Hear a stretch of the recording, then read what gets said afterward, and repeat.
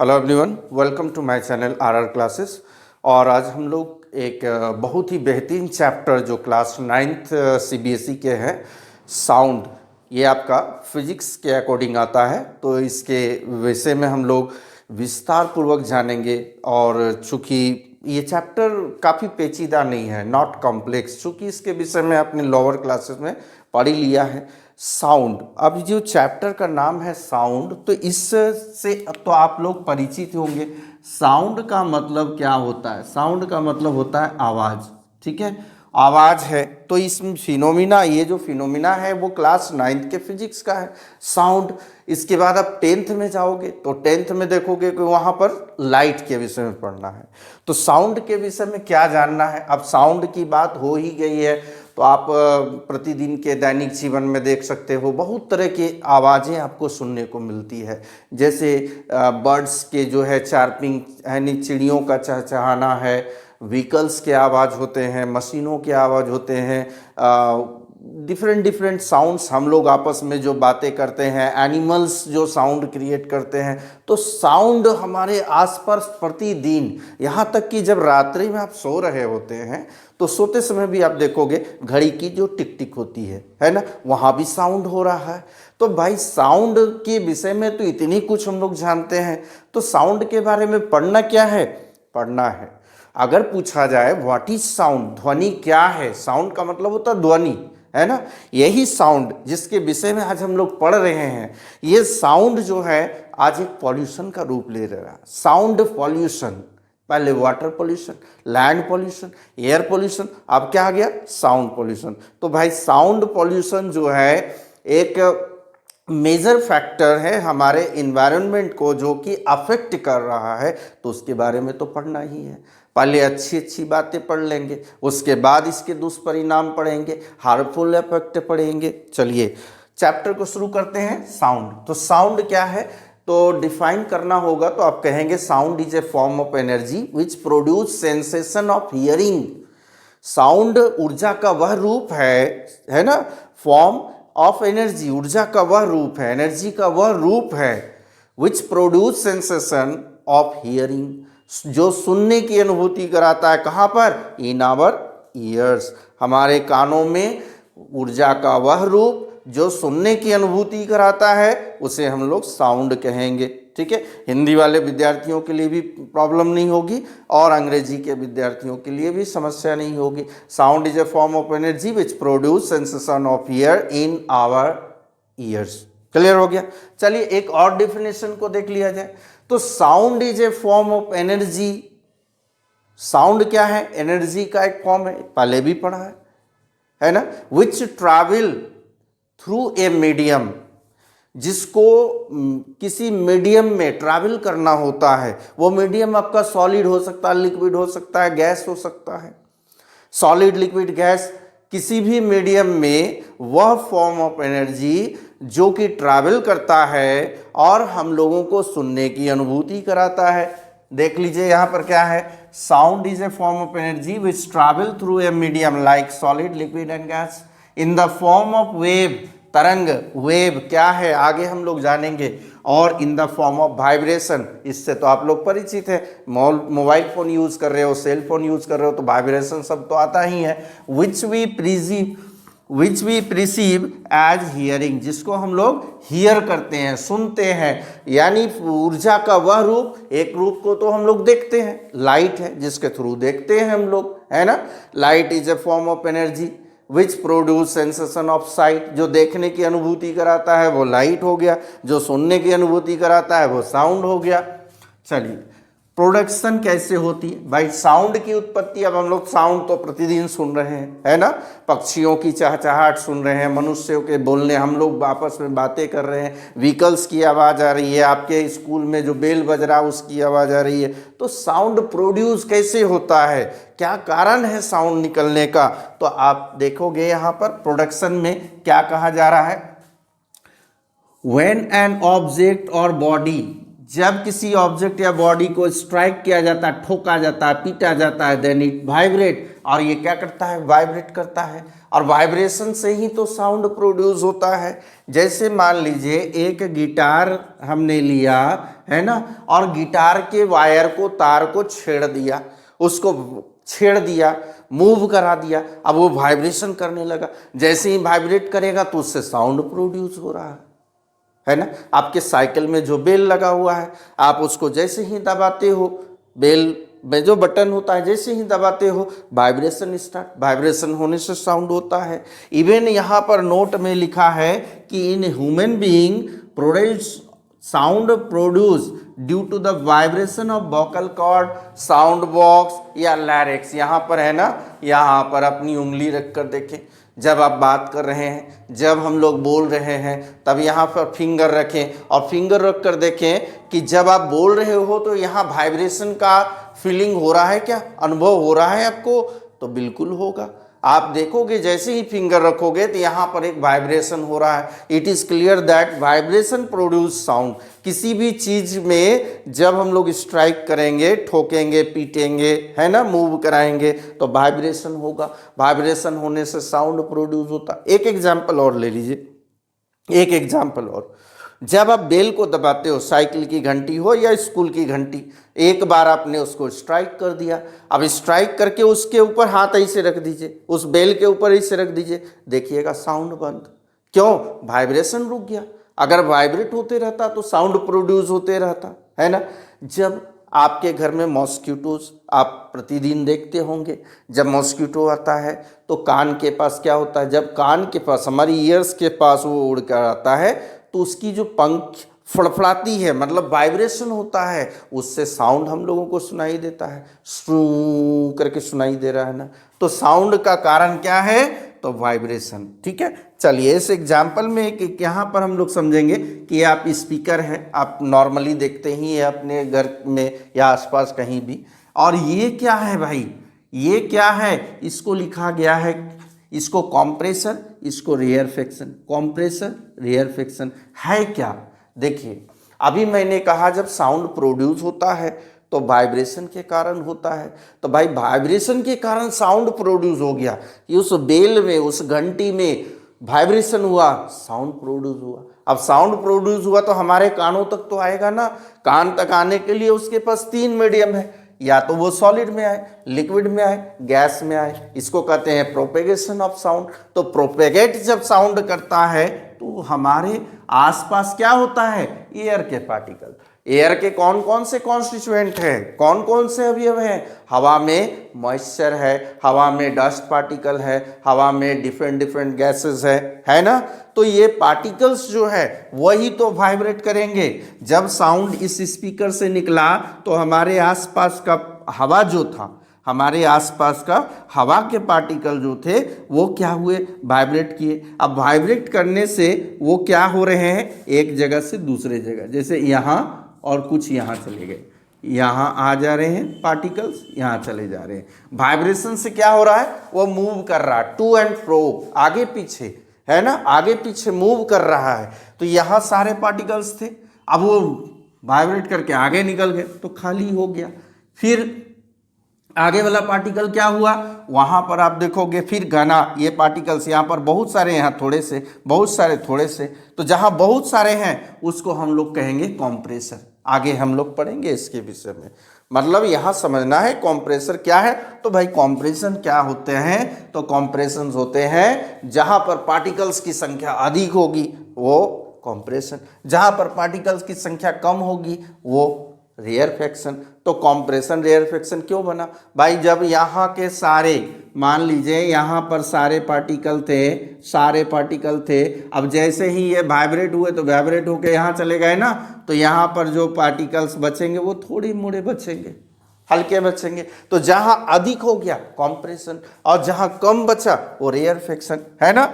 इसके बारे में आगे पढ़ेंगे जब हम लोग इसके वेव लेंथ के बारे में पढ़ेंगे। तो पहले हम लोग क्या पढ़ लें, पहले हम लोग वेव के बारे में पढ़ लेंगे। प्रोपेगेशन ऑफ साउंड यहीं पर हम लोग क्लियर कर लेते हैं। प्रोपेगेशन ऑफ साउंड क्या होता है, प्रोपेगेशन ऑफ साउंड क्या होता है ये?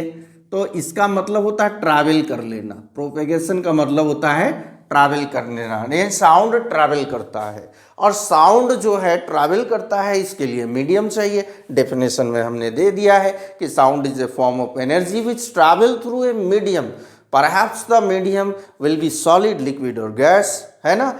तो यहाँ प्रोपेगेशन हो रहा साउंड का, तो आपको पता है इसमें स्पीड जो होती है किस अनुसार होती है। अगर पूछा जाए कि लिक्विड में साउंड की स्पीड अधिक है, सॉलिड में अधिक है या गैस में अधिक है, तो आप इसको सजाओगे तो सबसे पहले बोलोगे कि सॉलिड में साउंड का स्पीड अधिक है, उससे कम आपका लिक्विड में है, उससे कम आपका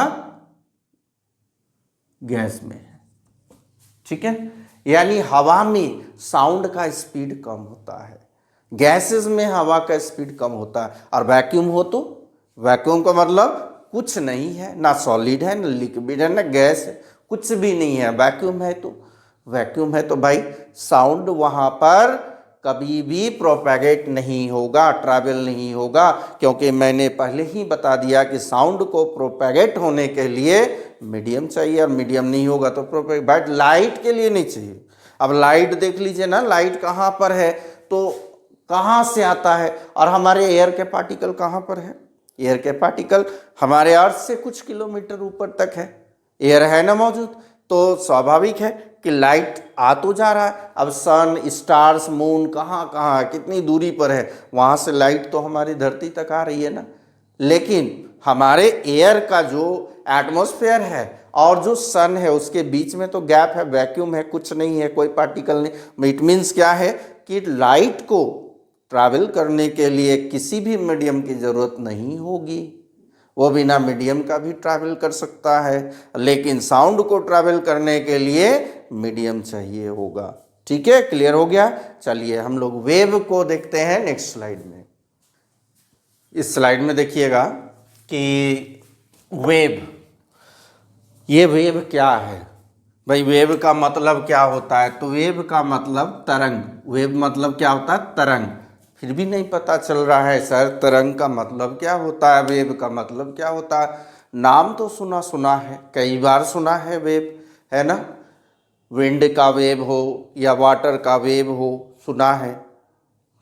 एक एग्जाम्पल देता हूँ।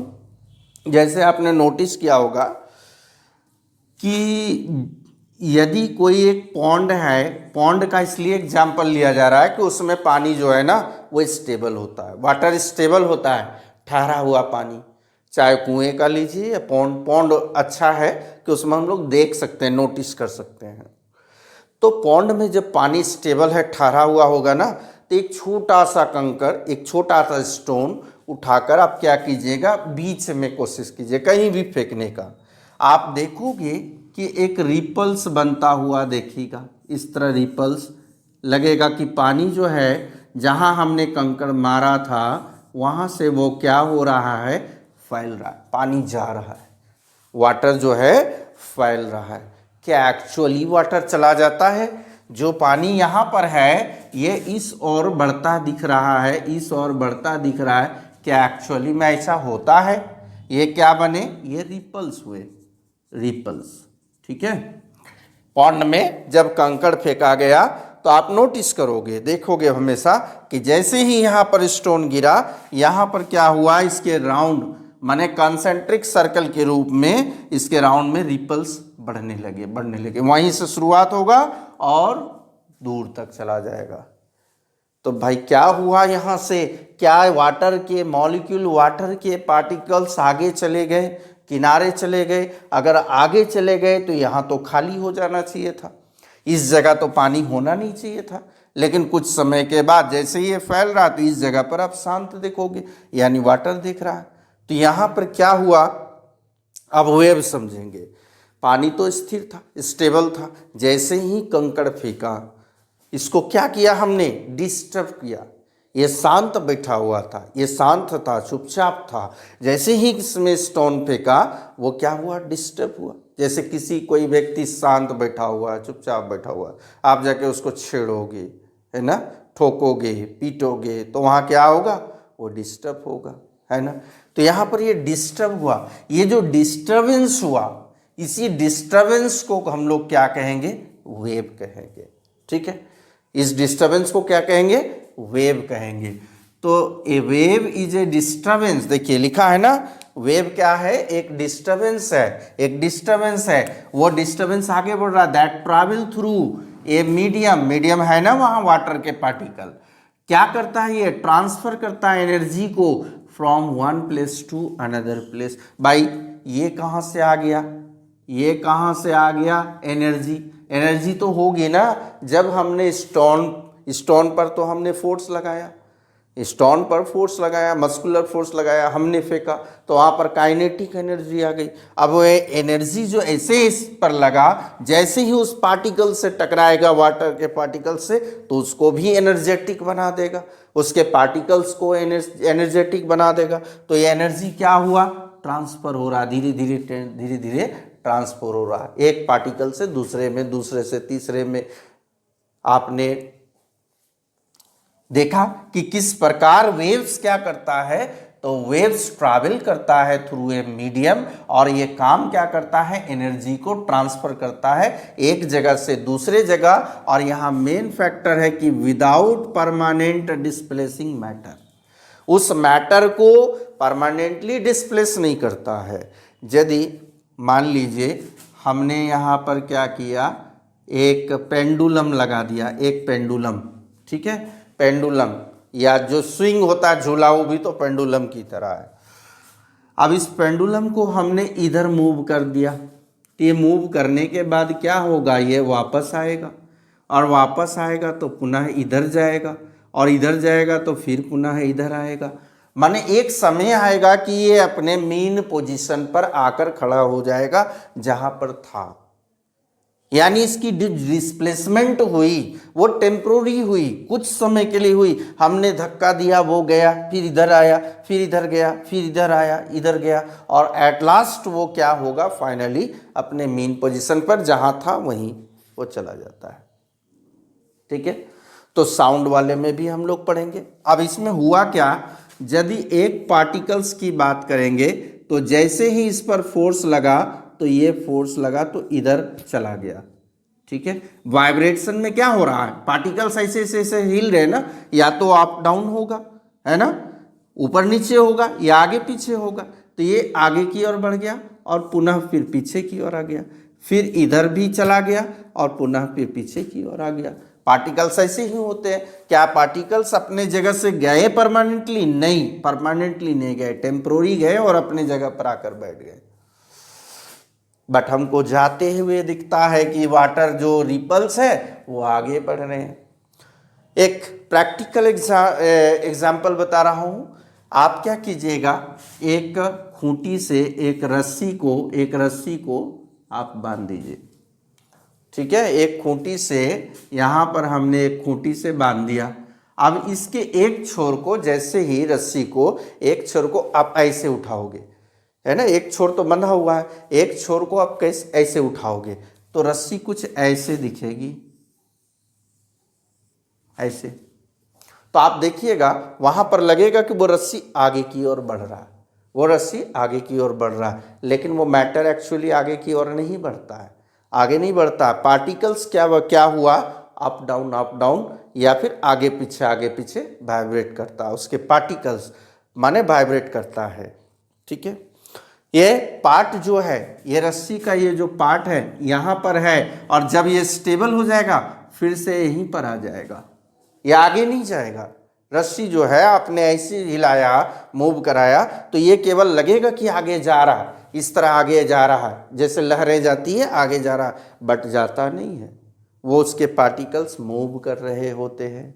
ठीक है, एक एग्जांपल और लीजिए। कंटिन्यू कुछ साइकिलें खड़ी है, हमने क्या किया, एक पर फोर्स लगाया। अब एक पर फोर्स लगाया तो भाई ये गिरेगा इस पर, माने इसमें वाइब्रेशन आ गया, ये जो है मोशन में आ गया, तो इसको इस सेकंड वाले पर, फर्स्ट वाले ने क्या किया, सेकंड वाले पर फोर्स लगाया, सेकंड वाला आगे गिरेगा, वो थर्ड पर लगाएगा, इस तरह आप देखोगे कि क्या हुआ, हमारे द्वारा लगाया गया फोर्स जो कि एनर्जी के रूप में, केवल एनर्जी फ्लो हुआ। साइकिल तो ये यहीं पर रहेगा ना, पहला जो साइकिल को हमने ऐसे पुश किया तो साइकिल तो अपने जगह पर रहेगा, सेकंड वाला अपने पर रहेगा, थर्ड पर क्या गया, हमारे द्वारा लगाए गए फोर्स के कारण प्रोड्यूस होने वाली एनर्जी वो आगे चली गई। अब तो समझ में आ गया है ना कि कोई भी पार्टिकल्स जो होते हैं अपने जगह से परमानेंटली डिस्प्लेस नहीं होते हैं, टेम्पोररी होते हैं, केवल वो एनर्जी को आगे बढ़ाते हैं। ठीक है, जब आप बोल रहे होते हैं, सुनिएगा ध्यान से, जब बोल रहा हूँ, मैं बोल रहा हूँ, आप मेरे नज़दीक बैठे हो, आवाज़ जा रही है, अच्छी तरह से आवाज़ जा रही है, आप थोड़ा दूर होते जाइए, मैं इतना ही साउंड, इतना ही लाउड में बोलूँगा, आप थोड़ा दूर होते जाइए, आप देखोगे कि हमारी लाउडनेस जो साउंड की है वो कम हो रही है। क्योंकि एनर्जी क्या होता है ना, धीरे धीरे जब वो ट्रैवल करता है तो वो लॉस भी होता है। आपने बायोलॉजी में तो पढ़ा है ना 10% एनर्जी वाला, क्या हुआ तो उसमें क्या हुआ था, गौर कीजिए, उसमें हुआ था कि यदि सन से 1000 जूल एनर्जी रिलीज हुआ तो उसको ऑब्टेन किया कौन, प्लांट ने, इसको कितना मिलेगा तो इसका 10%, इसका 10%, तो 10% मतलब कितना हो गया भाई, इसको मिला 100 जूल। अब ये जो हार्बिवोरस है, जो प्लांट प्रोडक्ट खाते हैं, है ना, जैसे ये गॉट हो गया, तो इस गॉट को कितना मिलेगा, फिर से इसका 10% माने 10 जूल।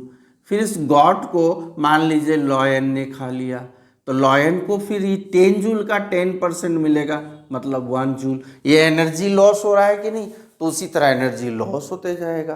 भाई साइकिल मान लीजिए यहाँ 10 खड़ी थी, एक को धक्का दिया तो 10 गिर गया। अगर साइकिल हजारों में हो तो, अगर हजारों में हो तो हजारों नहीं गिरेगा, कुछ जहां तक हमारा एनर्जी लास्ट रुक रहा है, जब तक उसका अस्तित्व है तब तक वो हर एक साइकिल को गिराएगा। जैसे ही एनर्जी घट गया, कम हो गया, जीरो हो गया, वो साइकिल गिरना बंद हो जाएगा। 10, 15, 20, 25 साइकिल गिरेंगे, उसके आगे के साइकिल नहीं गिरेंगे। क्यों, एनर्जी लॉस होता चला गया, एनर्जी लॉस होता चला गया, एनर्जी उनके द्वारा जो गिरने की प्रक्रिया हुई उसमें यूज हो गया, कम हो गया एनर्जी। अब तो समझ में आ गई। तो चलिए हम लोग यहाँ पर क्या पढ़ रहे थे, हम पहला है मैकेनिकल वेव, दूसरा है नॉन मैकेनिकल वेव, है ना। नॉन मैकेनिकल वेव, तो मैकेनिकल वेव के तहत हम लोग पढ़ेंगे कि नॉन मैकेनिकल वेव को और क्या कहा जाता है, एक और नाम आपको बुक में कहीं कहीं मिलेगा, इलेक्ट्रोमैग्नेटिक, इलेक्ट्रोमैग्नेटिक वेव। ठीक है, तो आप याद रखोगे मैकेनिकल और नॉन मैकेनिकल वेव। अब ये दोनों में डिफरेंस क्या है, कैसे पता चलेगा दोनों में डिफरेंस क्या है। चलिए, मैकेनिकल वेव वे वेव होते हैं जिसको ट्रैवल करने के लिए किसी मीडियम की जरूरत होगी, जैसे साउंड। अब साउंड एनर्जी को ट्रैवल करने के लिए चाहे तो सॉलिड, लिक्विड या गैस, है ना, तीनों का कोई मीडियम चाहिए होगा। यानी मैकेनिकल वेव क्या है, it needs medium to travel. 2 number इसका एग्जाम्पल लिख दीजिए। एग्जाम्पल आप साउंड लिख सकते हैं, साउंड वेव। इसी का अपोजिट हो जाएगा ये कि it does not need medium to travel. दूसरा नंबर इसका एग्जाम्पल लिख दीजिए, लाइट। ठीक है, समझ में तो आ गई। भाई एक जो वेव है उसको मीडियम चाहिए ट्रैवल करने के लिए, दूसरे को कोई मीडियम नहीं चाहिए ट्रैवल करने के लिए। इसका बेस्ट एग्जांपल है साउंड वेव और इसका है लाइट वेव। क्लियर हो गया। चलिए तीसरा नंबर, इन वैक्यूम की बात करेंगे जहां कोई मीडियम नहीं हो, ना हवा है, ना पानी है, ना सॉलिड है, कुछ नहीं है। In vacuum it can't travel.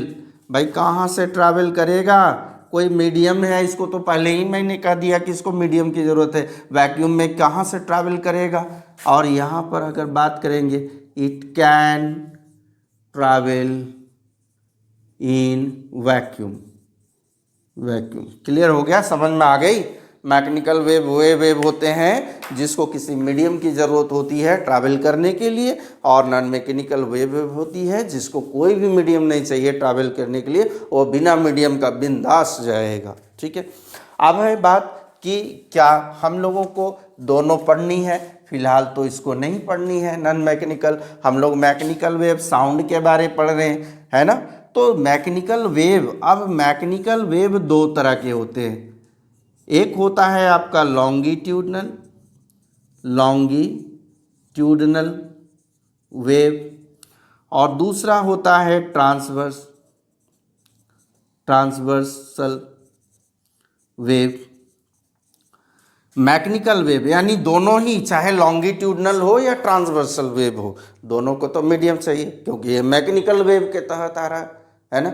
But different क्या है, क्या अलग है इसमें, देखिए यहां पर समझेंगे। एक पार्टिकल्स है, ठीक है, पार्टिकल्स। अब एनर्जी जो वेव का जो रास्ता होगा, वेव डिस्टर्बेंस जो होगा, वो तो हमेशा आगे की ओर या पीछे की ओर जाएगा। तो ये आपका जो है इस रास्ते में क्या जा रहा है, वेव। और पार्टिकल्स भी जो है ये वेव का रास्ता है, क्या है, वेव, तरंग का रास्ता। और ये पार्टिकल्स जो है वो पार्टिकल कभी आगे जाते हैं, फिर पीछे आते हैं, फिर पीछे जाते हैं, आगे आते हैं। पार्टिकल्स आगे पीछे तो करेगा। जैसे आप स्प्रिंग ले लेते हो, कोई स्प्रिंग होता है ना, स्प्रिंग को आप खींचेंगे, ऐसे खींच के छोड़ दीजिए, क्या करेगा वो, आगे पीछे आगे पीछे आगे पीछे आगे पीछे वाइब्रेट करेगा, है ना। पार्टिकल्स क्या हो रहा है, आगे पीछे वाइब्रेट कर रहा है। तो यहाँ पर जो वेव का डायरेक्शन है आप देख रहे हो इधर, पार्टिकल्स का डायरेक्शन ये भी इधर।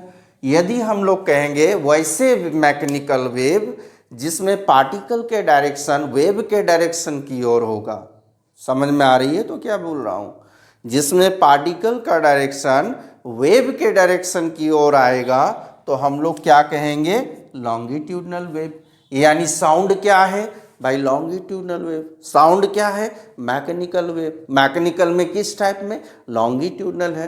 क्यों लॉन्गिट्यूडनल है, क्योंकि साउंड के जो पार्टिकल्स हैं, मतलब जिस भी मीडियम से वो जा रहा है उसके पार्टिकल्स आगे पीछे क्या करते हैं, वाइब्रेट। आगे गया पार्टिकल, अगले पार्टिकल को धक्का दे दिया, फिर अपने जगह। बहुत शरारती होता है, क्या हो रहा है, अगले पार्टिकल को गया पुश कर दिया और आ गया अपने जगह, फिर अगला वाला पार्टिकल उसके अगले वाले पार्टिकल को धक्का देकर फिर अपने जगह आ गया, उसका अगला वाला उसके पार्टिकल को धक्का दिया फिर वापस आ गया। मतलब पार्टिकल धक्का दे रहा है, फोर्स लगा रहा अगले पर और अपनी जगह पर आ रहा है ना। जैसे प्रकार हमने बताया पेंडुलम क्या कर रहा है, तो अगर हमने एक साइकिल को दिया तो क्या हो रहा है, वहाँ पर एक साइकिल में फोर्स लगाया तो वहाँ पर फोर्स आगे लगा रहा है, तो फोर्स आगे लग रहा है तो वाइब्रेशन भी आगे हो रही है, एनर्जी भी आगे जा रही है, वेव भी आगे जा रही है। मतलब इतना ही समझेंगे लॉन्गिट्यूडनल वेव क्या होती है कि द मैकेनिकल वेव या type of mechanical wave in which the direction of particles movement is the same as the direction of wave. ठीक है। ट्रांसवर्सल वेव क्या होती है, तो भाई ये हो गई हमारी वेव की डायरेक्शन, ये हमारी वेव की डायरेक्शन कि ये जो है वो वेस्ट से ईस्ट की ओर जा रहा है। ठीक है, वेव का डायरेक्शन। वेव क्या है तो बताया था मैंने, डिस्टर्बेंस।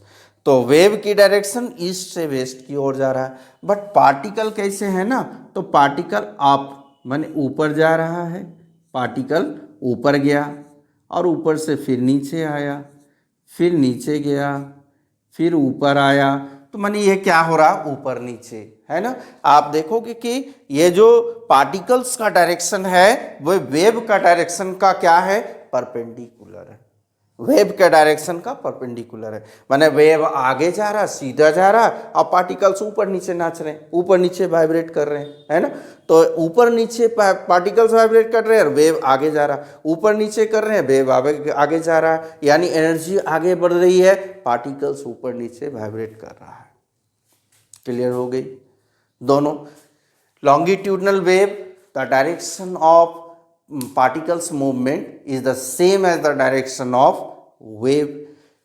ट्रांसवर्सल वेव क्या होती है, तो transversal wave the direction of particles movement is perpendicular to the direction of the wave. Clear हो गई, दोनों समझ में आ गया, ठीक है। चलिए आगे बढ़ा जाए। अब इस स्लाइड में, जो कि इस वीडियो लेक्चर का अंतिम स्लाइड होने वाला है, आइए स्लाइड में कुछ देखा जाए क्या है लॉन्गिट्यूडनल वेव और ट्रांसवर्स वेव। दोनों ही मैंने क्लियर कर दिया, डेफिनेशन को देख लिया जाए। लॉन्गिट्यूडनल वेव का पहले direction of the movement of medium particle, यानी पानी के पार्टिकल हो, सॉलिड के हो, गैस के हो, in the same direction of wave energy, जिस डायरेक्शन में हमारा वेव एनर्जी आगे बढ़ रहा है, उसी डायरेक्शन में जब पार्टिकल्स का मूवमेंट हो तो हम लोग कहेंगे उसको longitudinal wave. It creates compression and rarefaction. चलिए इसको भी देखा जाए। कॉम्प्रेशन और रेयरफेक्शन क्या है। अगर हम लोग एक स्प्रिंग की बात कर लेते हैं, ठीक है, स्प्रिंग की बात कर लेते हैं,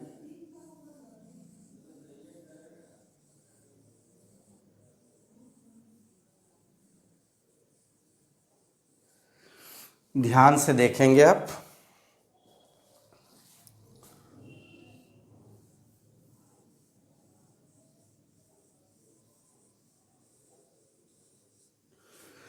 आप यहाँ पर देखोगे कुछ नोटिस करने वाली चीज़ है।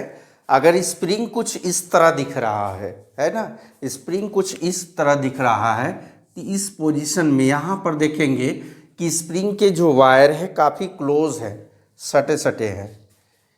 फिर इस वाले पार्ट में आप देखेंगे दूर दूर है, फिर इस वाले पार्ट में आप देखेंगे कि फिर से सटे सटे हैं, और यहाँ फिर से दूर दूर है ना। इस तरह के कुछ स्ट्रक्चर दिख रहा है। तो भाई यहाँ पर पार्टिकल्स क्या हो रहे हैं, मूव कर रहे हैं। कहाँ मूव कर रहे हैं, तो बैक एंड फोर्थ, आगे पीछे, टू एंड फ्रो, आगे पीछे, है ना।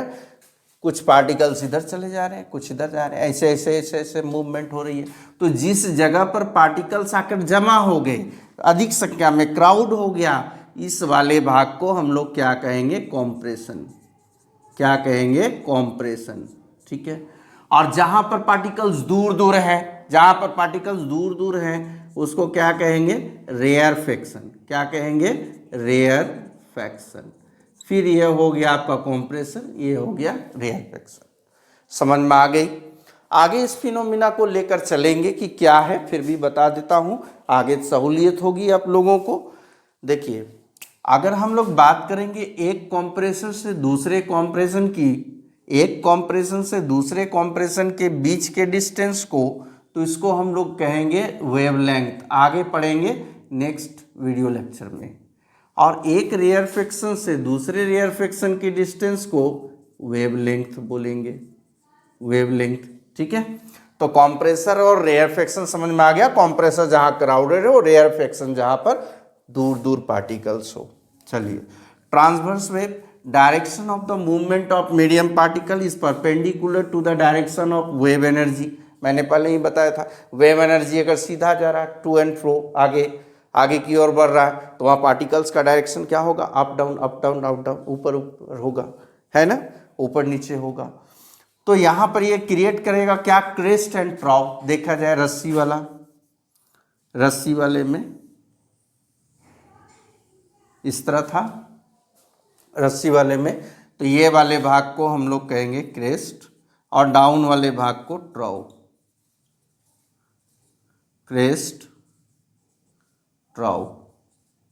तो यहाँ पर भी वही लागू होता है कि एक ट्रॉव से दूसरे ट्रॉव, मैंने एक के बाद दूसरा, है ना, एक के बाद दूसरा, या एक क्रेस्ट के बाद जो दूसरा क्रेस्ट आएगा, तो इसके बीच के डिस्टेंस को हम लोग वेवलेंथ कहेंगे। तो इसमें पार्टिकल्स क्या हो रहे हैं, कभी यहाँ इसका मीन पोजीशन है, यहाँ से लाइन खींच दीजिए, ये मीन पोजीशन से क्या हुआ, ऊपर चला गया, मीन पोजीशन से नीचे आ गया, फिर ऊपर चला गया, फिर नीचे आ गया। जब ऊपर जा रहा है क्रेस्ट, नीचे आ रहा है तो ट्राउ।